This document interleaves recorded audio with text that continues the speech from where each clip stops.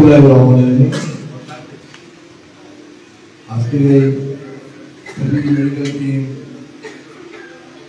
আয়োজিত সভার সহযোগিতার সভাপতি কামাল মাহমুদ, আমাদের স্বেচ্ছাসেবক দলের অন্যতম সহসভাপতি ফখরুল ইসলাম রবিন, আমাদের মাঝে উপস্থিত আছেন থানা যুবদলের সাবেক সভাপতি তেলেঙ্গানা বিএনপি নেতা আব্দুর রহমান ভাই, আমাদের মাঝে উপস্থিত আছেন তেলেঙ্গানা ছাত্র সংসদের সাবেক এমপি আবু সুফিয়ান, যুগ্ম আহ্বায়ক পাহাড়ি বাবু, যুগ্ম আহ্বায়ক হালুল, তেলেঙ্গানা যুবদলের সংগ্রামী আহ্বায়ক জালাল আহমেদ, যুব নেতা শাহিন সিদ্ধার সহ এলাকার বিভিন্ন পার্টির নেতৃত্ব ভাইরা।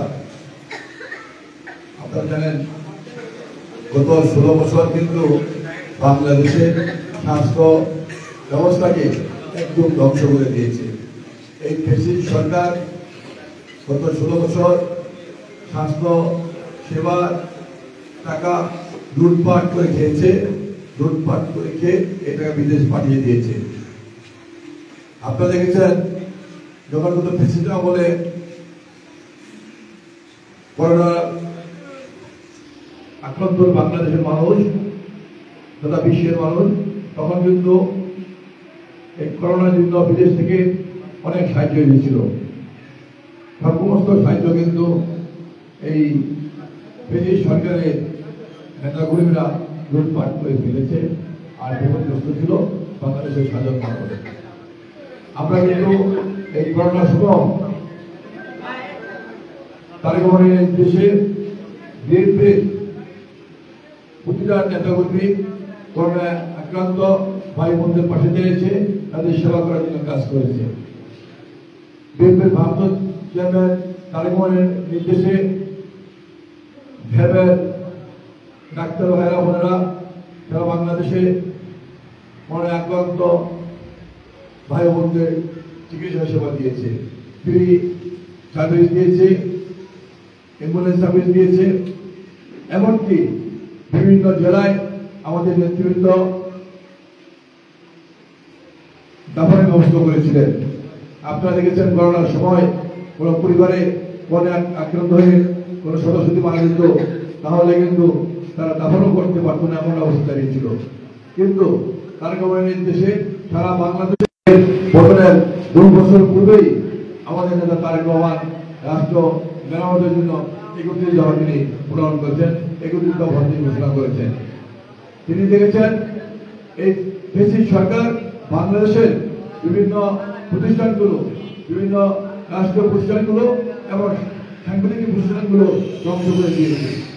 এই কারণে কিন্তু আমাদের নেতা তারেক রহমান বাংলাদেশের এই রাষ্ট্র কাঠামোকে মেরামতের জন্য তিনি 31 দফা দিয়েছেন। সেখানে কিন্তু এই স্বাস্থ্য সেবার উপরে পরিষ্কার উল্লেখ আছে গত 16 বছর স্বাস্থ্য সেবা যেভাবে এই ফ্যাসিস্ট সরকার ধ্বংস দিয়েছে, এটা পুনরুদ্ধার করার জন্য তিনি স্বাস্থ্য খাতে সর্বোচ্চ তিনি বাজেট খরচের কথা বলেছেন। তিনি স্বাস্থ্য সেবায় দুর্নীতি মুক্ত করার জন্য তিনি কথা ঘোষণা করেছেন। তিনি বলছেন স্বাস্থ্য সেবায় কোন দুর্নীতি সরকার গ্রহণ করে তার বরদাস্ত করা হবে না। এবং এই স্বাস্থ্য সেবা যারা দায়িত্ব আছেন তারা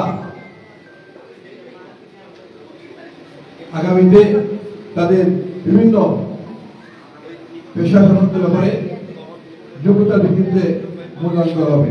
প্রিয় সাথী বন্ধুরা, আজকে বলতে চাই এই স্বাস্থ্য সেবাকে পুনরুদ্ধার করার জন্য যা যা করা দরকার বিএনপি সরকার করবে, এটা আমাদের নেতা তারেক রহমান পরিষ্কার ভাষায় তিনি ঘোষণা করেছেন।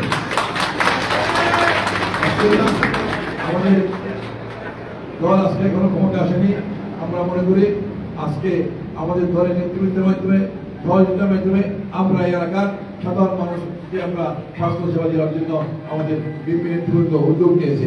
এই উদ্যোগকে আমরা স্বাগত জানাই।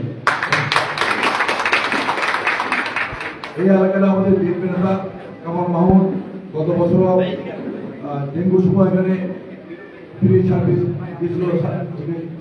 দিয়েছিল, ডাক্তারি সেবার জন্য, ডাক্তারি চিকিৎসার জন্য ফ্রি সার্ভিস অনুষ্ঠান করেছিল।